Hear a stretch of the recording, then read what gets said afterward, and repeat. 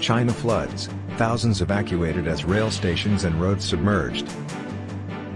Torrential rain has caused severe flooding in parts of central China, forcing people from their homes and leaving stations and roads submerged. More than 10,000 people in Henan province have been evacuated to shelters following the record rainfall. At least 12 people have died in the city of Zhengzhou since the flooding began, authorities there confirmed. More than a dozen cities have been affected with main roads forced to close and flights cancelled. Henan province, which is home to some 94 million people, has issued its highest level of weather warning following an unusually active rainy season. Many factors contribute to flooding, but a warming atmosphere caused by climate change makes extreme rainfall more likely. Images on social media showed entire streets submerged, with cars and debris left drifting in the fast-moving floodwaters. There are also fears that a dam in Henan province could collapse after it was damaged by the recent storms. A 20-meter (65 feet) breach has emerged in the dam in Luoyang City, officials said. In Zhengzhou, unverified video footage showed passengers in flooded subway carriages with water reaching their shoulders. Rescuers were seen pulling people to safety using rope, while others stood on train seats to try to keep above the water. It is not yet known how many people, if any, remain trapped, but hundreds are reported to have been rescued so far. One person who went by the name Chappé wrote a post on social media site Weibo begging for help. The fire department later confirmed Chappé had been rescued.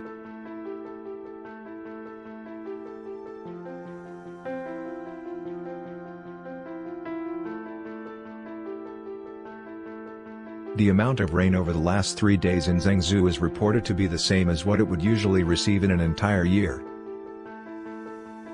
Record rainfall has left more than 12 dead and flooded stations and roads in Zhengzhou city.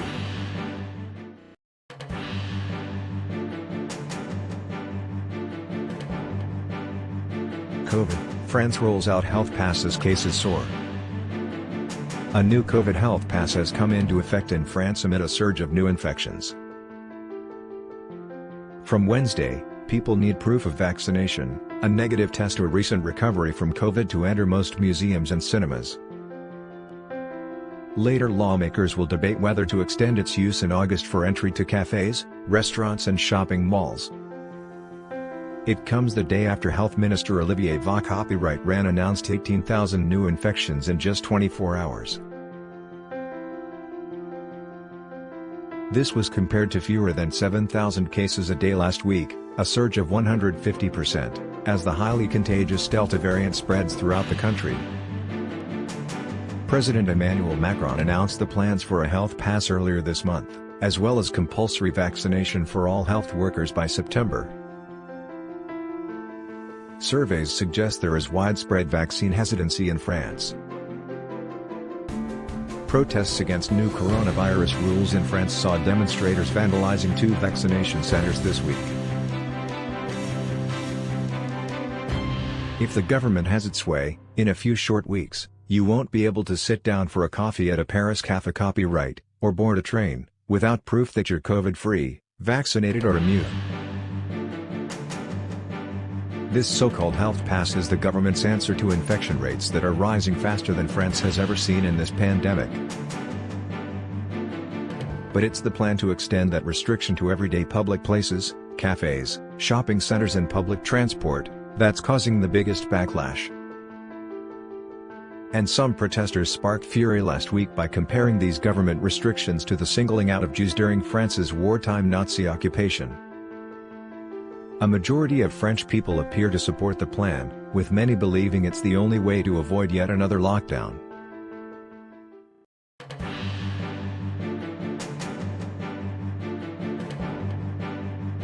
Nigeria secures release of 100 kidnapped mothers and children. The authorities in northwest Nigeria say they have freed 100 women and children, mainly mothers nursing infants, who were seized by bandits. The group were abducted on 8 June in Zamfara state. 4 people were also killed during the incident. The Zamfara state government said they were released without any ransom being paid, but gave no further details. Since December 2020, more than 1,000 people have been abducted. Most have later been freed, reportedly after ransoms were paid, but some have been killed. President Muhammadu Buhari has directed the military to flush out criminals in Zamfara and the neighboring states of Kaduna and Katsina. Earlier this week, during a raid against a criminal gang, a Nigerian Air Force plane was shot down on the border of Zamfara and Kaduna states. Nigeria gunmen kidnapped 140 schoolchildren.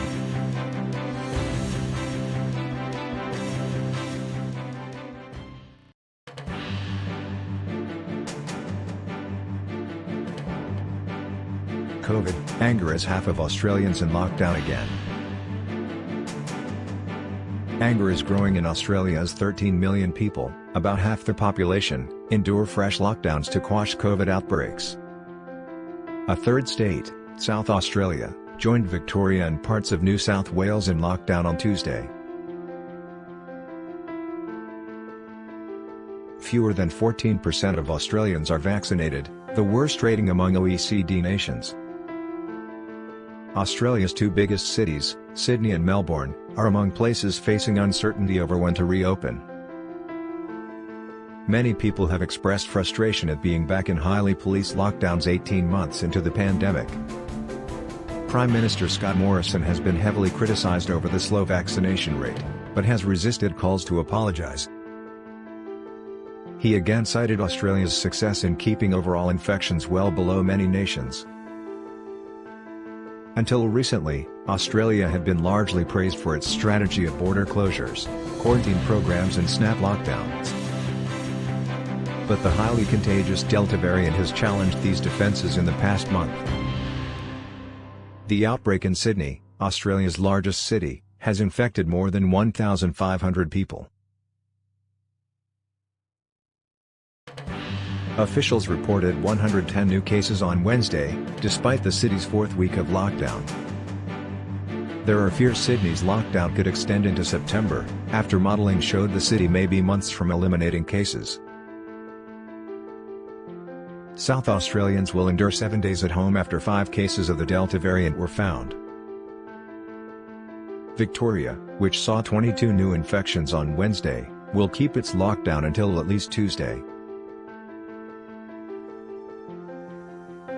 Last month, a total of 7 cities were in lockdown for a brief period.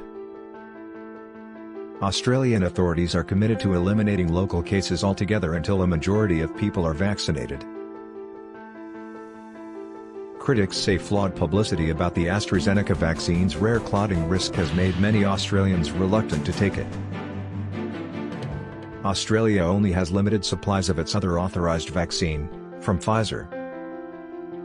What's gone wrong with Australia's vaccine rollout?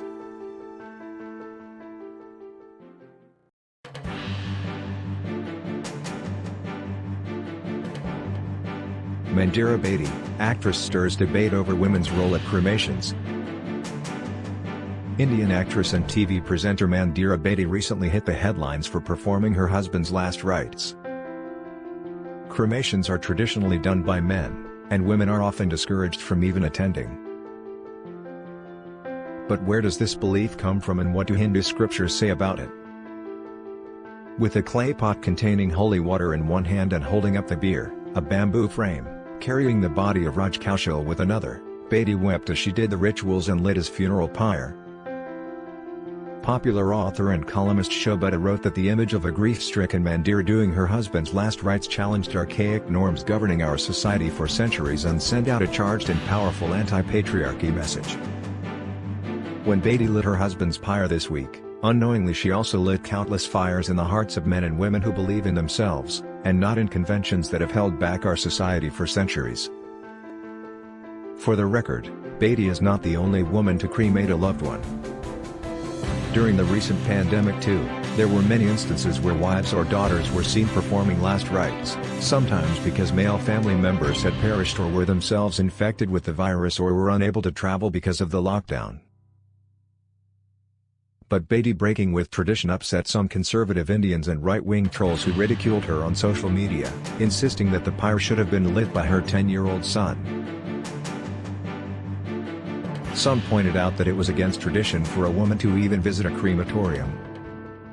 Hindu priests and religious scholars, however, told the BBC that there was no ban in the scriptures on women visiting a crematorium or performing the last rites of their loved ones. So why are women discouraged from performing or attending cremations? The internet is full of bizarre theories, including one that says women with long dark hair can be easily possessed by spirits roaming the crematoria. But Bhagwan Dutt Pathak, a retired professor of Sanskrit in the northern town of Mirzapur, says the reasons were perhaps more mundane, that women mostly stayed at home and did the chores while men worked outdoors and took on work that involved heavy lifting. Professor Kaushalandra Pandey, who teaches Sanskrit literature at the prestigious Banaras Hindu University, says there are references in ancient texts of wives performing the last rites if a man died without leaving a son or a daughter or a male relative such as a brother. Even daughters, he says, had the right to do the last rites. The ancient Hindu society was very liberal and women enjoyed tremendous freedoms. Manoj Kumar Pandey, a priest who specializes in funeral rites, says the current belief that a cremation should be done by the eldest son is rooted in the Garun Puran, a Hindu religious text that deals with funeral rites, and is believed to be at least 1,000 years old. The book though is silent on the role of women and does not forbid them from funeral rituals. Professor Pandey says Bedi was right to do her husband's cremation. The reason women do not go to a crematorium, he says, is for their own well-being because they may be traumatized by the death rituals as they are weaker and softer, a view many women strongly disagree with. Shailaja Bajpayee, reader's editor and editorial advisor of news website The Print, says although in smaller towns and rural India, women still rarely attend funerals, in cities, it's now normal for them to be present. In fact now it's misunderstood if you don't go because people also come to the cremation ground to pay their respects and offer support, she says. Ms. Bajpayee says she has attended many cremations, including her parents'. The belief that women don't go for cremations has come down from the past and many women in our families don't question it and I respect their belief. We should be allowed to do what we want to, she said.